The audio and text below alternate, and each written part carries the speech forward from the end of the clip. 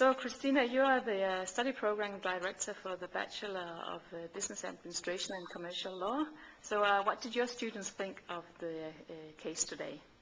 Well, I think that my students were very enthusiastic, and they were working a lot with the area of law and social responsibility in general.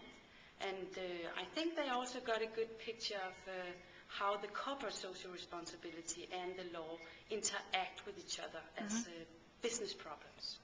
So that were the issues that you primarily focused on?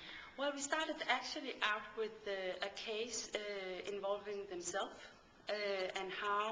and then we discussed all the things about how it's okay sometimes to break a law when the society accepts it and do it themselves. And then you cannot actually gain anything from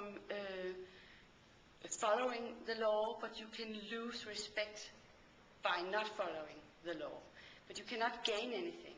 And that was actually the first time we talked about CSR, because you need to brand yourself if you actually are following the law. Because everybody will expect of the company to do that. And then we talked a lot about, do companies always follow the law, or do we see corruption, and do we see breaking of international working rules, employee rules and everything. And we saw that, and we talked about big Danish companies making some kind of not breaking the law but not following the law, and then we got to the case for today. Okay. So we actually talked a lot about CSR before we went to the case, but it was in a more narrow perspective. Okay. So how do you think you can use the experiences from today in your program later on?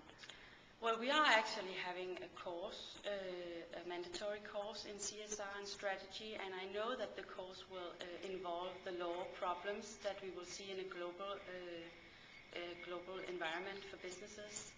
And they will use some law experts in the course, so they will interact, the two disciplines.